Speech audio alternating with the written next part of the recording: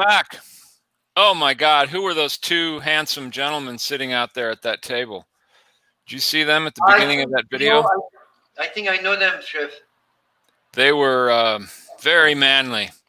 Anyway, welcome to today's show. We are back at Kitchen on Fire. Well, Chef's at Kitchen on Fire. I'm in my dungeon office where I have been sent for my penance.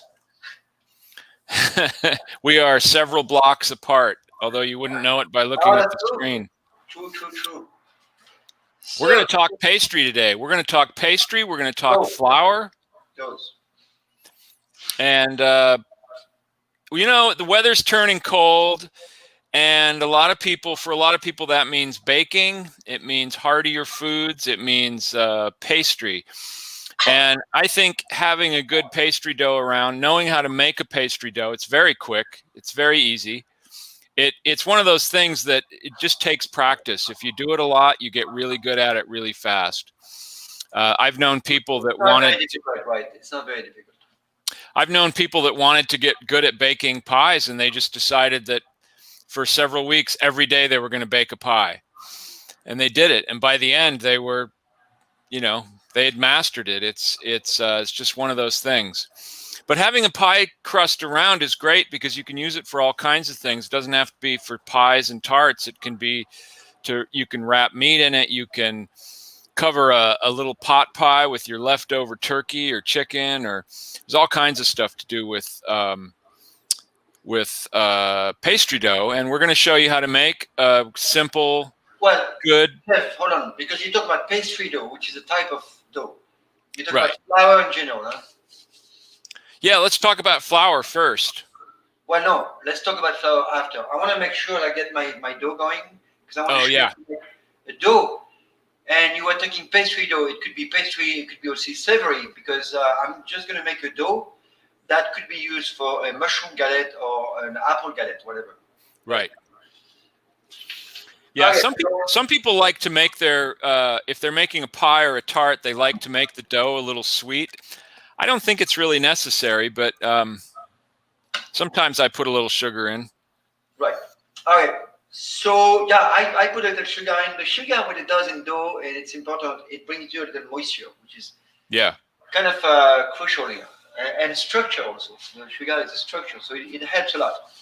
I don't like sweet, obviously, as I told you many times before, but we need that to cook. That's to bake. So to make this is going to be a how do you call that? Like a pâte brisée.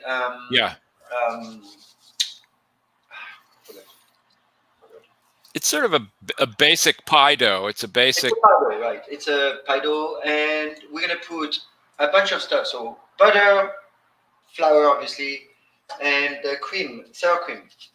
So it's a French pastry dough. It's what I use to make galette. It's very crunchy and it's beautiful if you do it correctly. So, as I was telling James before, remember I was looking for the right top because my top was not good, right? Yeah. Right. But this is better, right? It fits better. Huh? Maybe something more like a tuxedo shirt would be good. A tuxedo top. So, my recipe, and I'll post the recipe later, it's easy. It's 1 1/4 cup of flour. So this is my flour. Let me put it online, Chef, so maybe you can comment on that. Because I know you're a great commenter, right? Yes. Hey, you know, if the word sounds like flour with a W, it's because that's what the word originally was. It was considered when they ground it into a fine flour, it was considered the finest product for you know, that you could get from wheat, and so they referred to it as the flour of the wheat, FLOWER, and then it just evolved over time into FLOUR. Oh, that's funny. So that's why cauliflower is misspelled then. Correct. All right, let me go back here and we move that. We can share again, guys, if you're interested in looking at the recipe later. Nope. If you didn't memorize it the first time, you're out of luck. So here we go. I'm going to put in my blender my flour and my butter really cold. Okay? So the flour is going to be very thin. You keep your flour in the fridge? I don't. I'm afraid it would be too wet. You know what I mean? But you do keep it in a container, because if you just had it out on the counter, it would get all over the place. Yeah. This is my container. Those are actually good. And what you do, in order to start your baking, and you have containers and you do a lot of baking, you should always do that first. Kind of fluff your flour before you measure it. I'm used to doing my thing by hand, so I know exactly what it's going to feel like, so I don't have to worry. This is how you measure. Okay. Good tip. I'm not that precise in measuring. I know chefs like to do by weight. I don't care personally. I do great doughs without, so whatever. My butter is half a cup. Half a cup is about 2 sticks. It's about this guy right here. So I'm just going to chop it up and dump it in there. That's all. Okay. So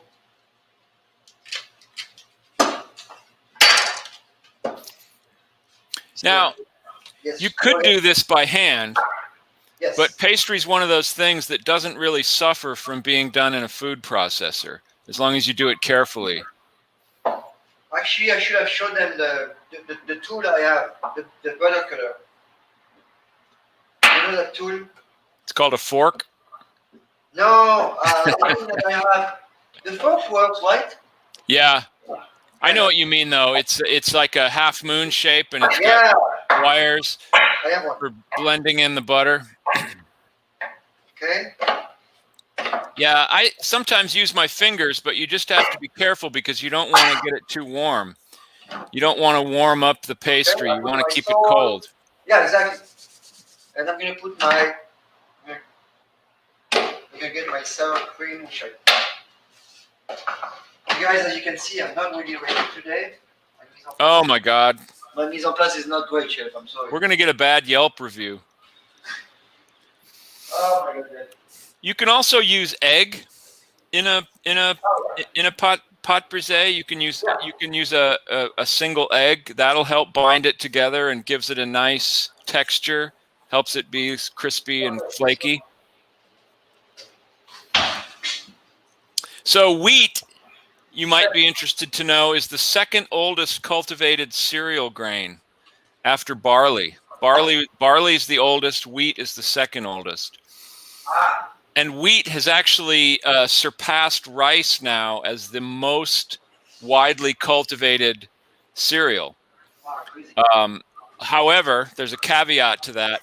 A lot of wheat is grown. A lot of wheat is grown for animal food. So rice is still the most consumed cereal, but wheat is the most widely grown. So chef, it's huge. Wheat is huge, and it's been huge for many centuries, for millennia, since it was first cultivated. Who's huge? Wheat. Yeah. Wheat. All right, I can't find sour cream. I'm going to put yogurt. Does that matter? No, it doesn't. Oh my God. Okay. So, roughly, right? You see how I measure? Kind of like, not really. And that's it. And I'm going to bring that here because I want you to see what it looks like. I don't know if you can see anything, but I can see it. That's the tricky part. Yeah, but when I close it, you don't see anymore, and I'm not sure how to do it otherwise, but whatever. So what you have to do is you have to bring this to a pea size, roughly, and you're going to pulse. Oh.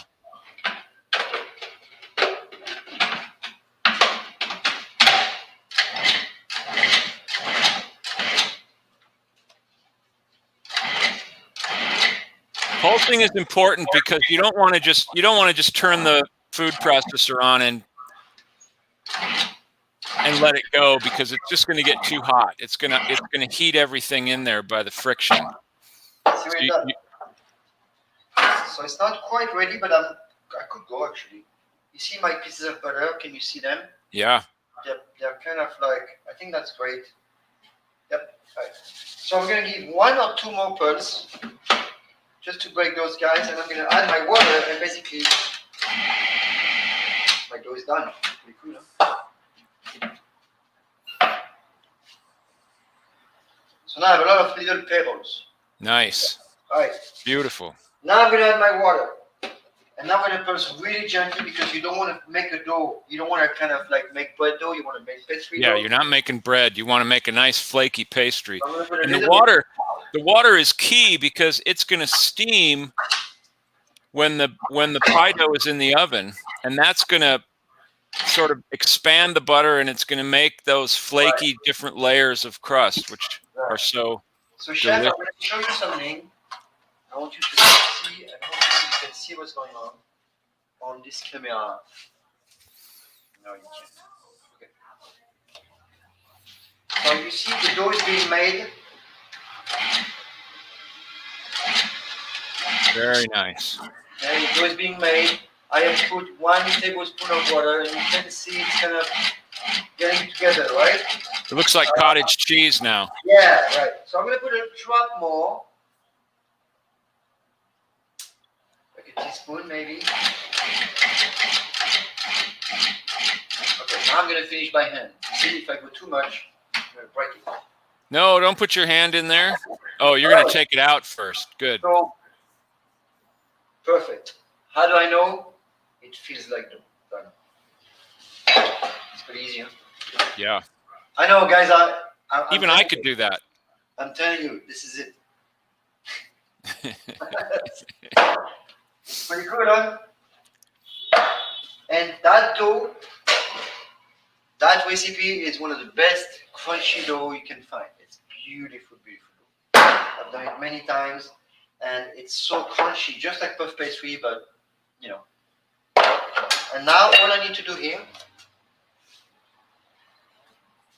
put some flour in my hand.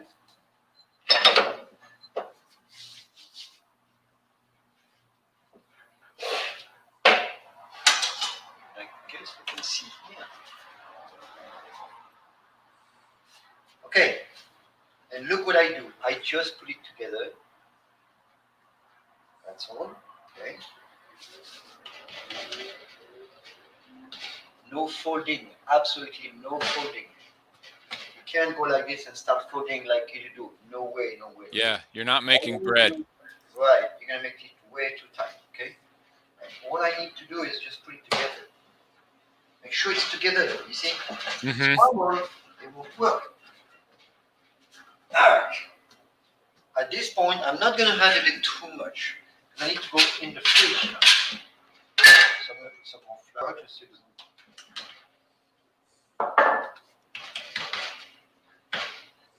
That's it. I'm gonna.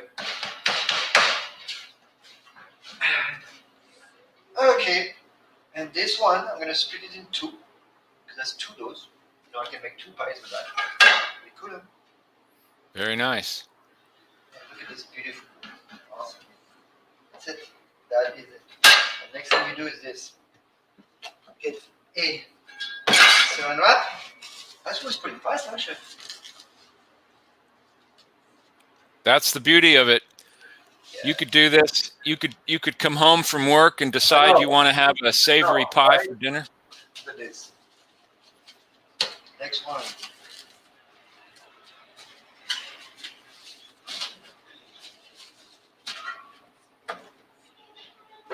Voila. I mean, seriously, that's it. Now, how long do you like it to rest in the fridge? 20 minutes. It needs to be hard to the touch. Not hard, but it cannot be soft. If it's soft, you have a chance of the dough. Oh, I found a piece. Oh. You have a chance of the dough running, the butter running out of the dough and burning the bottom, and the dough is not crispy. Right. It has to be super cold. Yeah, cold is key. That's why a lot of people make pastry on marble boards, because it keeps cold. Exactly. This go in the fridge. This can only last for a couple of days. So if you're going to do that later, freeze them. And Aha. keep them way before you're going to use them, at least an hour before. Okay, you cannot keep those. They don't keep. They go bad pretty fast in the fridge. Okay? Right. I've done that mistake many times. Right. And put the date on it. I mean, I know people are not used to it, but put the date on your sleeve, because who knows? You find out 10 years from now, maybe that's not good. Yeah, a little masking tape and a marker should be standard tools in your kitchen. Yeah, that's something that is super important. You know what, Chef? Chef, maybe we'll do a thing on tools. I know we've done that many a long time ago, but let's do a thing on tool in the next week or two. Yeah. What do you Excellent. need in the kitchen? You have to have, right? Right, absolutely. And we have lots of ideas on that subject. I mean, how many times has someone looked in their fridge and said, "Oh my God, now when did we cook this chicken? How long has this been in here? How long?" Well, Or that's not bad to the fridge, but imagine in the freezer, the thing you find in the freezer. oh yeah. Yeah. Yeah. Always label stuff, especially, put it in a container. It's so easy just to slap a piece of tape on it with the date, and then then there's no guesswork involved. So, originally when wheat was first widely cultivated, it was very, very expensive. What? We think of it as being a very inexpensive ingredient today, but it was not for the poor originally. The poor lived on what they called lowlier grains like barley and millet, and wheat was really for people that could afford it until they devised methods for grinding that made it just much more economical. It's very, very old. It wasn't cultivated in the Western Hemisphere until the 16th century. 1529, the Spanish brought it and started growing it in Mexico. Wow. So I have a dough here, which I'll do later. I'm going to have one that was made already. I'm going to wait until it thaws.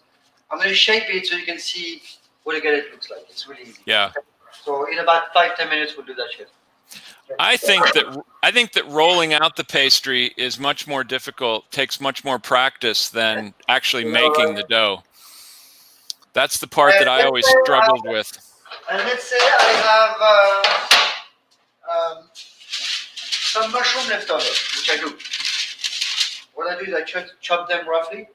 Mm-hmm. Put some oil, little salt, some oregano.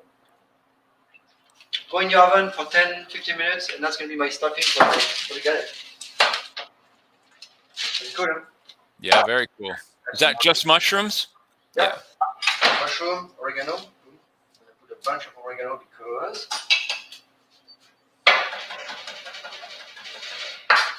it's going to be a really good mushroom galette. And I'm going to put feta and goat cheese. So this is going to bake for, 10-15 minutes. The salt. That's very Mediterranean of you. Thank you.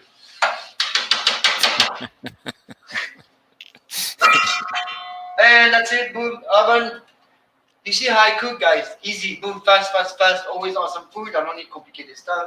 It's always awesome. I cook fast because I need to feed people and I don't have time to do fancy stuff, but I do really good food. Yeah, simpler food is best. I forgot my oven. Let's use this one.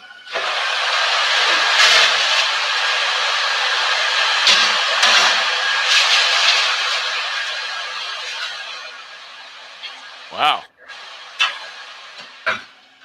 What was that? Never mind. Your smoke detectors are going to go off. So today, the most productive wheat growing areas in the world are, no surprise, the Midwest of the United States, the middle of the country, Canada, huge grower of wheat, and Argentina of all places. Not weed, huh? Huh? Not weed. Wheat. Wheat, yeah. Weed grows in other places. They don't grow so much in the Midwest. More in California and Hawaii. But the problem with a lot of the wheat that's grown in this country is that it has been overly bred and genetically modified in order to make it more efficient to grow and to harvest, and that's a problem. There is a lot of organic wheat grown in this country, but it dwarfs in comparison to the overall wheat production, which is huge, huge, huge, huge. And, you know, I understand the scientists were looking for ways to feed a lot of people, but I think they went too far. I think they've taken what was good about the wheat, and I truly believe that a lot of the people that have trouble digesting wheat, not all maybe, but I think a lot of people that have a problem with wheat, it's because of the kind of wheat they eat. And there are far less people that complain of gluten intolerance in Europe because they don't allow genetically modified wheat. They use a lot of older strains of wheat.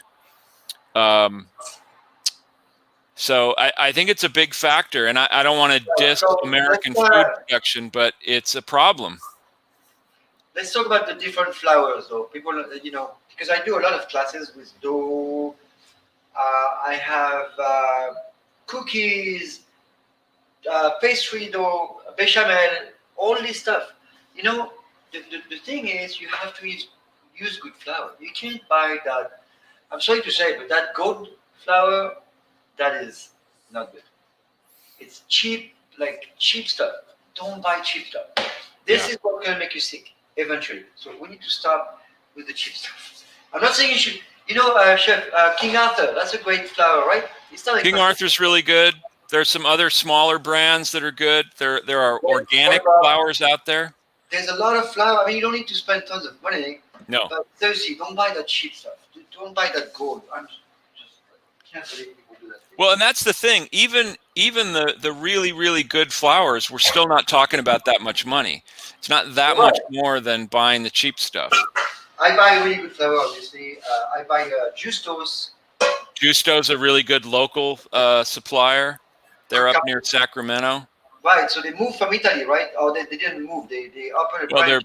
They're Italian immigrants, and that's what they did back in Italy. So that's what they did here.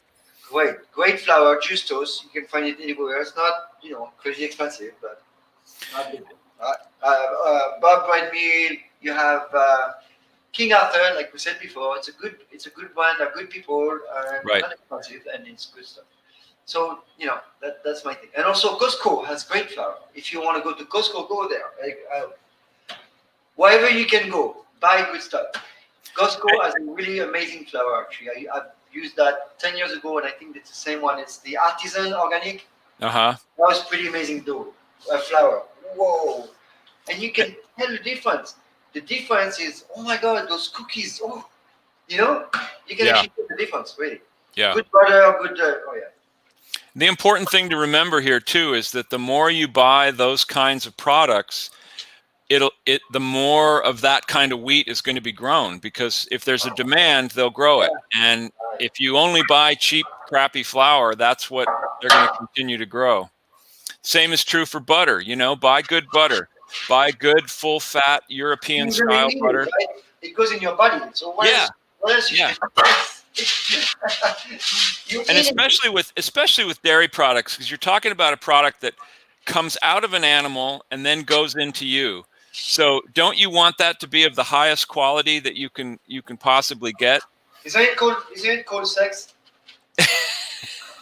Well, that's another discuss. We'll discuss that on another show.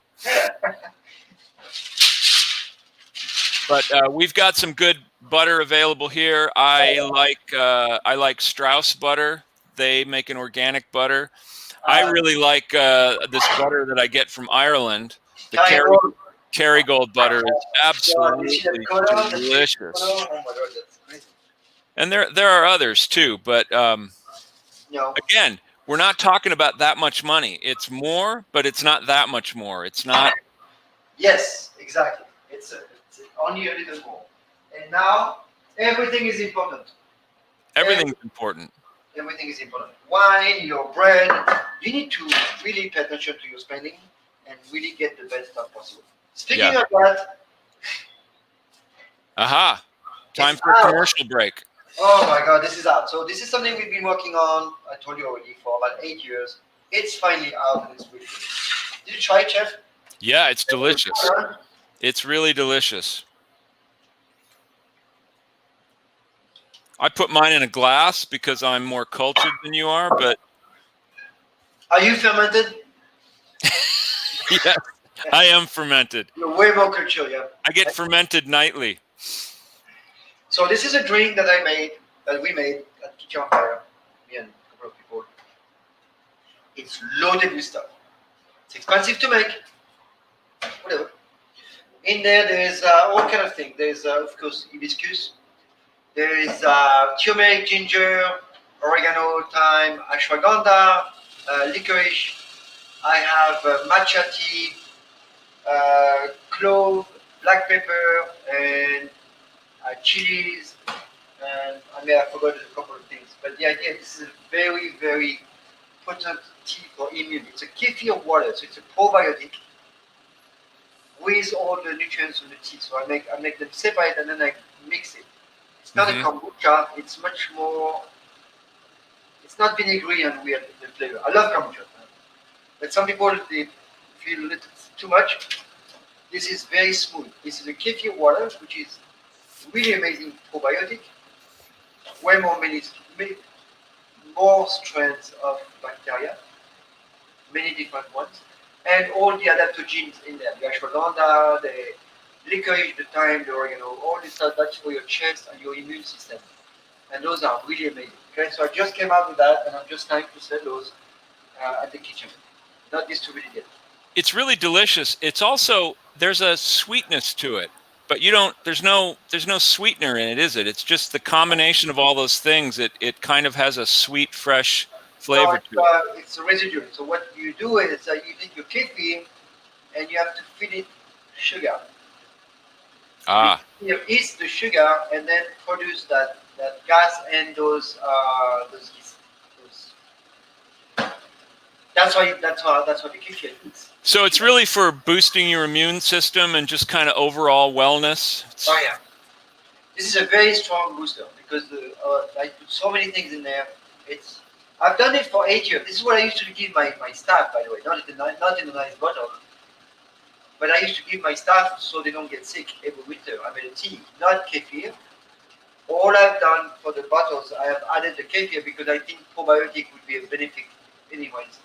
It's harder to do. This is 3 days. For one tea, it's about 3 days. It's not that crazy. It's not a big deal. So you would drink that over about 3 days? One bottle? It takes 3 days to make tea. Oh, I see.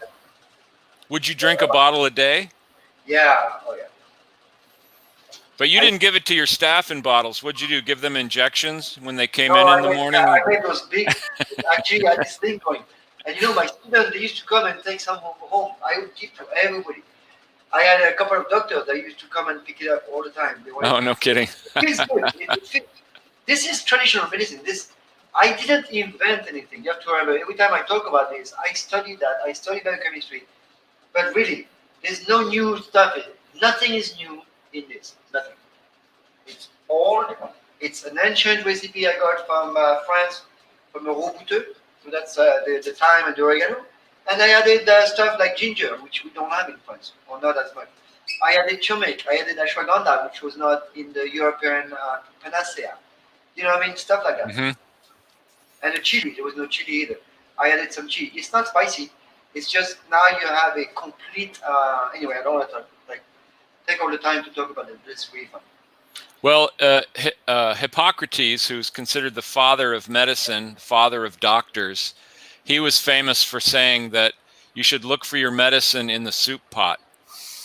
And it was just a way of saying that your food should be your medicine, and everything you need for health and well-being can be found in the natural world, in the food world, with herbs and spices. And in there's also horseradish, which I forgot to tell you. And the legend was that Hippocrates, he opened his dispensary the first time next to a pond of horseradish because that was his first medicine. Oh, really? And not many people know that, but right? See? But you were horseradish, it's completely amazing. You you'd be surprised of all the element that is in there. I know a bunch, but also it's the same family as moringa that everybody raves about. Right. It's a horseradish family. You see? Oh, no kidding. Moringa's a horseradish family. Did not know that. So you see, those things are very, very potent. They've been using those products for millennia, thousands of years, and now they're using horseradish in food to keep the food. You know, those food manufacturer. They're trying Like, so as a preservative? exactly to replace the artificial preservative. They are working with horseradish now, which I Huh. knew that because the thing never goes bad. You know, you do horseradish in the thing, you don't see mold in there. Really? Thing All is, right. I so believe anyway, you. I believe you. yeah, you better. All right, let me just show you what I've done with my mushroom. I will keep it's flour. So let's go to the different types of flour we have. All-purpose, pastry. What are those differences? Right. Bread flour is usually different than pastry flour, which is different than pasta flour. Right. And it a lot of it has to do with the protein count in the flour. And that has to do with the time of year that it's grown and the type of wheat. There's hard wheat, there's soft wheat. Hard wheat is better for bread and pasta because it's just got a higher protein count, so it's gonna form that gluten structure and rise better. And The hard wheat is called the durum semolina. The durum. right, That's the what is that durum? Duro. Duro is hard. Yeah, durum wheat, hard wheat. It's a hard winter wheat. Right. Winter wheat. And that's what the Italians use, and that's why they make the best pasta, because it has that texture, it has that wonderful flavor and texture, and it stands up to being boiled in water, Right. and it doesn't fall apart, doesn't get mushy. It's because really in the flour, the amount of protein tells you what type of food you can make with that. right. You want a lower protein if you're making a delicate pastry, because you don't want it to be tough. You don't want that gluten You to want it to form. break. You want it to break. Yeah, you want it to be layers and fluffy and flaky. Flaky, like people we know. Fluffy, like the dog I used to have. Yeah, but don't get them mixed up. Don't like flaky fluffy. So how's your dough there? The dough is really hard, so it's too hard now. It was in the freezer. I just put it out. Oh, it's in the freezer. Give me 5 more minutes. I'm gonna try actually to. Let's see if I can. You can whack it with your rolling pin a little bit. Okay.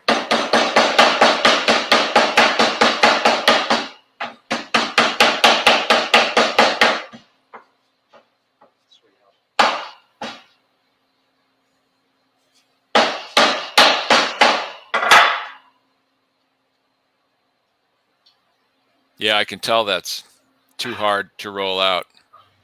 5 minutes. My mushrooms are almost done. I'm just going to show you how to shape a galette or anything actually. You know what? You can just do that. Put your stuff, fold it like a pain au chocolat if you want. Yeah. Really, like it doesn't matter. It cooks super fast. You want to cook it until it's nice and golden, but that's all. Okay. And basically, the difference between a galette and a tart is the galette is a free-form pastry, so you don't put it in a mold, you don't shape it. It's just laid out on a baking sheet. Whereas a tart you would put in a pan and it would have structured sides. The galette is for people who don't know how to bake. Like me.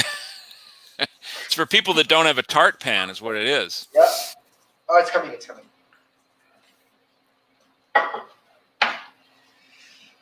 And this is good dough, by the way, because you made it yourself. It's super easy to do, and you have no excuse to buy crappy dough because the dough that sometimes you find are so crappy, and who knows what they made that with. I made that with really good flour. I made that with really good butter, cream yogurt or sour cream. When I give that to my son, I feel good about it. I don't care. Like, he can eat 2, 3. I don't care. Whatever. Yeah. That's the idea. Right? So anyway. You know, in the old days, in small villages in Europe, the the village baker would make these big amounts of dough, and people would come to him and they would buy dough, and he would just cut off a Oh yeah. hunk of dough and sell it to them so they could go home and bake their own bread or make their own whatever. Yeah, right. Or they bring their flour also, no? Well, some people would make their dough and they would bring it to the central bakery, Yeah. the village oven, because not And everybody had an oven in those days. Ovens were just like some people used to bring their grapes to make wine to the wine. exactly. And in Italy, they would fire up these big, huge wood-fired ovens, and they'd get them very, very hot, like 800 degrees. And they would first thing they would do would be to bake off the bread, so it would bake very quickly, and it would get a really beautiful crust and stay all flaky and tender on the inside. Yeah. And then as the temperature of the oven decreased over the next few hours, they would bake different things. They would put jars of beans in the oven, let them cook. Yeah, right. And then at the end, when it was down to like 400, 375, people would put chickens in there and roast chickens. So they would really take advantage of the fuel that was used, and they would use that oven at every stage of temperature, which I think is really good. And that was just the old world way of using everything. You didn't let anything go to waste, including your fuel. Yep. Oh yeah, right. Because that was a hard one to get also. You see the perfect shape I did? You see? Perfect shape, right? Yeah. It looks like Michigan. Looks like the state of Michigan. Oh wow. See? So now that's the difference. If you wanted to make a pie, you would have to make something really round because you're going to go in the mold, right? Uh-huh. Yeah, right, okay. And you can also literally, cut whatever. That's easy, right? Yeah. You don't have to worry about it. Now, the next trick is this. Do not start to mount your dough, actually maybe a little thick, on your table and try to transport it. That's a kind of a mistake. Oh, I see. In other words, when you put the filling on, you want to do it in the pan. And you can take those little bits of pastry that you cut off, and you can put a little sugar and cinnamon on them and bake those along with the tart. Ah, yeah, right. Tasty little treat. So those are my mushrooms. They're ready. See? They just bake like this, and they're ready to go. Now you see they're steaming now, so which is not a good thing for the dough. So I have to wait until they stop steaming, and then I go. Right? Right. Okay, so what can I put in the bottom of that? You guys, anybody? Jen, what do you put? I can put cheese. You could put cheese. You could put tomato sauce. Yeah, like a pizza. Pizza? Why not? And maybe I'll do that. I've never done the tomato sauce. That should be good, no? It'd be great. I mean, you're essentially making a pizza at that point, except it's going to have a different style of dough than a pizza. Pizza's more of a bread dough, I know. and this is a pastry dough. But it would work.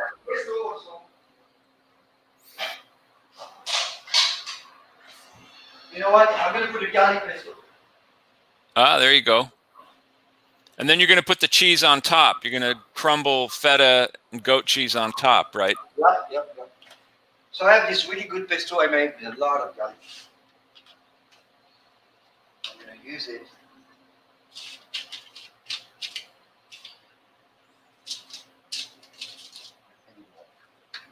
Yeah. Very nice. And that is going to be great with the mushroom people, do you understand? Huh? Uh-huh. You could add a little oil to that and thin it out if you needed to be able to spread it more, but... Yes. No, it's very cold, Jeff. It's very oily. Oh, I see. Yeah, thank you. Ah. Is that a classic pesto? Is that basil pesto? No, this is parsley and regular and basil and lots of garlic. That's it. No cheese, no pine nuts? No pine nuts, nothing. It's purely garlic. I did this when I was getting a little sick. My throat was not really, felt a little tickling on my throat. So I was like, and I just did that pesto garlic. Boom, done. Nice. All gone. Okay, let's put the mushroom. Ow! The tray is hard to put. Yeah, I meant to warn you, but I forgot. Yeah, I know. All right, so I wanted to tell everybody at this point that we are changing our format a little bit. We're going down to 40 minutes, Which is already which is where we are right now. So you've done a perfect job. You've got your galette almost done. Now, are you going to fold it? yes, I'm gonna fold it, put an egg wash, and go in the oven. So, yeah.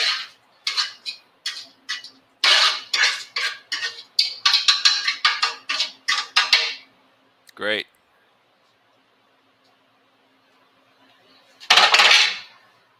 And then I'll put the cheese later, but I'm gonna start just doing this.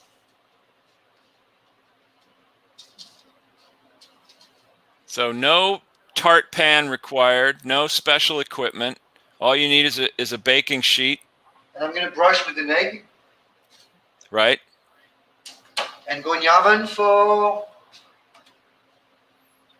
what, about 20 minutes? 30 minutes until it's super golden beautiful. Okay? And that egg wash will make it nice and golden brown on top. It's going to be beautiful. Yeah. And you just bring that over when you're done. You bring that over when you're done. I'll open a bottle of wine and we'll... Are you working tonight? No. But, you know, if you ask my colleagues, they say I don't work any night. So, but I won't be there tonight. Yeah, are you going to be? That's what my next question. Are you going to be there? All right. So let's go. Let's say goodbye, you guys. It's going to be about our time, 40 to 45 minutes. We're checking. Goodbye. We will be back next Monday. It's not a threat. It's a promise. More adventures. Yeah. Thank you guys. There was no... Yep. All right. Cool. So please join us again. See you next week. Don't be afraid of your kitchens. And if you want that recipe of the pie, just email us. Send $100 to me, and I'll give it to you. Cheers, Michael. Good to see you. Cheers. See ya, buddy. Bye, guys. All right. Au revoir. Au revoir. Au revoir. Or reservoir.